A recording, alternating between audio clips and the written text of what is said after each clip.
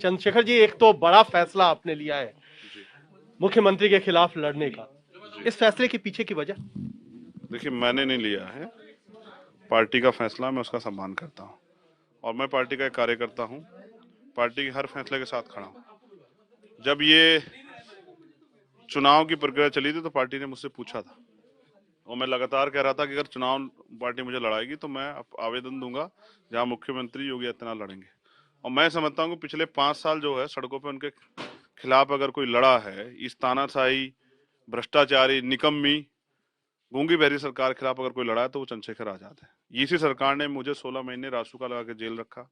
इसी सरकार ने भीम आर्मी के कार्यकर्ताओं पे निर्दोष होते हुए लाठियां बजाए उनको जेल भेजा, उन पर झूठे मुकदमे के। मेरी ऊपर 100 से ज्यादा मुकदमे इसी सरकार ने लगाए हैं। हाथरस जैसे मामले, इसमें हमारी बहन की हत्या कर दी गई, रेप हुआ और उसको जो है कचरे की तरह जला दी गई, वो इसी सरकार में हुआ। उसके साथ साथ उन्नाव, प्रयागराज, आजमगढ़, जो हो सकता हो, जितना दमन बहुजन समाज का हो सकता हो, वो इस सरकार में हुआ। अब इस सरकार के जो मुख्यमंत्री जिनके कार्यकाल में हुआ, उनको सदन में जाने का कोई अधिकार नहीं। तो मैं चाहता था कि मैं उनके खिलाफ लड़ूं, पार्टी ने आदेश किया, मैं उसका सम्मान करता हूं, मजबूती से चुनाव लड़ूं। लेकिन ये तो बात हुई आपकी अपनी पार्टी की, लेकिन जो आपने कोशिश की पिछले कई दिनों से, महीनों से भी आप कह सकते हैं, वो कोशिश क्यों नहीं हुई? क्योंकि जो आपको आप बात कर रहे हैं वो तो दिख सबको रहा है ना, क्योंकि आप जमीन पर हैं। तो फिर क्यों ऐसा रहा कि आपके साथ गठबंधन नहीं हो पाया किसी भी बड़ी पार्टी का? देखिए, मैं समझता हूँ एक बड़ी पार्टी से गठबंधन करने का अनुभव बड़ा कड़वा रहा। उसके बाद हमने तय किया कि अपनी लड़ाई अपने सहारे लड़ते हैं और फिर मैं समझता हूँ कि बड़े समुद्र में जाके खो जाने से अच्छा है अपनी लड़ाई अपने कंधों पर लड़के अपने आप को साबित करना। अब लड़ाई बहुजन समाज के आत्मसम्मान की आ गई है। अब एक लड़ाई एक युवा के जमीर की आ गई है और एक लड़ाई जो है ना, एक बिल्कुल एक सीधी लड़ाई जो है ना, यहाँ खड़ी हो गई है स्थापित दलों में और उन लोगों में जो सड़कों पे मेहनत करते हैं। मुझे विश्वास है जिस समाज ने मुझे यहाँ तक तैयार करके भेजा वो मुझे मदद भी करेगा चुनाव में, क्योंकि उनको पता है कि चुनाव के बाद ये नेता जो वोट मांगने आ रहे हैं इनमें से एक भी नहीं आएगा उनके पास। अगर ये चुनाव हार जाते तो कहेंगे ईवीएम से चुनाव हारे और घर बैठ जाएंगे, और अगर कहीं ये जीत जाते हैं तो भी उनके मुद्दों पे बात नहीं करेंगे। जितने मैनिफेस्टो जारी हुए हैं विपक्ष के दल, आप एक मुद्दा बता दो जिसमें उन्होंने, जो बहुजन समाज का बड़ा अंग है दलित समाज, उसकी उन्नति उसके विकास के लिए कोई एक मैनिफेस्टो में एक लाइन डाली हो। मैं समझता हूँ आम जनता के हित के लिए कोई लाइन नहीं है। बड़े बड़े वादे हो रहे हैं और जब चुनाव होगा तो जनता जो है ठगा महसूस करेगी। इसलिए हम अपना मैनिफेस्टो हमने जारी किया है, उसको आज हम घोषित करेंगे और उसके साथ जो है मैदान में उतरेंगे।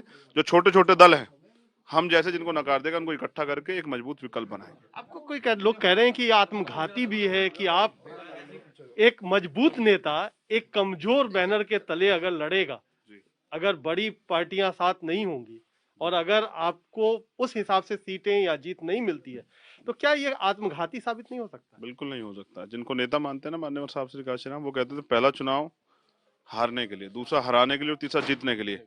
हमने तो जब हम बुलंदशहर में चुनाव लड़े, मैं स्थापित दलों को भी बता रहा हूँ कि हम तीसरे नंबर पे थे, वो स्थापित दल जो विकल्प बने हुए हैं वो चौथे और पांचवें नंबर की लड़ाई लड़ रहे थे। तो हमने जो कुछ आज प्राप्त किया वो अपनी मेहनत से प्राप्त किया और हमने काम किया, इसलिए जनता में हमारा समर्थन है। और लोग हमें वोट देना चाहते हैं, उनको उनकी मनसा थी कि हम अपनी एक एक वोट को अपने भाई के खाते में दें, जिससे कि ये पता लगे सब लोगों की चंद्रशेखर से लोग कितना प्यार करते हैं। और उम्मीद है इस फैसले का मैं दिल से स्वागत करता हूं जो पार्टी ने लिया है कि अकेले लड़के हमें ये साबित करना है कि हमने जो काम किया उसका जनता में कितना समर्थन है, और हम ये भी आंक पाएंगे हम कहाँ खड़े हैं। और हम नई शुरुआत जो है उससे जब अगली बार जाएंगे तो उससे आगे खड़े होकर जाएंगे। और मुझे ये भी भरोसा है कि आजाद समाज पार्टी के बिना सरकार नहीं बनेगी, आप याद रखिए। कांग्रेस से भी आपकी बातचीत हो रही थी? जी, मैंने कहा कि जो मुझे आदेश आता है मैं उसकी बात करता हूं और मैं समझता हूं कि एक पार्टी से, बड़ी पार्टी से गठबंधन का अनुभव जो है इतना कड़वा हुआ कि दोबारा मैंने इस पे कोई चर्चा नहीं की। क्या वहां पर सीटें कम दे रहे थे, क्या हुआ? क्योंकि मैंने बात कहा कि मैंने तो चर्चा ही नहीं की। मुझसे अगर पूछा जाता तो मैं यही कहता कि मैं नहीं जाऊंगा किससे बात करने। तो जो कोर कमेटी का आदेश है मैं उसका सम्मान करता हूँ और हम लड़ेंगे। मैं समझ रहा हूँ कि अगर आज मैं नहीं लड़ा तो कल कोई नौजवान जो है वो हक के लिए बगावत नहीं कर पाएगा। एक आखिरी सवाल, आप योगी आदित्यनाथ के खिलाफ लड़ रहे हैं। जी। आपने अभी कहा कि पहला चुनाव हारने के लिए, फिर हराने के लिए, फिर जीतने के लिए, तो क्या हारने के लिए लड़ रहे हैं? ये तो समय बताएगा। ये मेरे नेता की लाइन है, मेरे आदर्श की लाइन है, लेकिन हम उससे आगे बढ़ चुके हैं। हम जिला पंचायत के चुनाव में भी जीते, हमने बड़ी संख्या में जनता ने हमें समर्थन दिया और हम विधानसभा चुनाव में भी जीत के ये साबित करेंगे कि कोई छोटा बड़ा नहीं होता।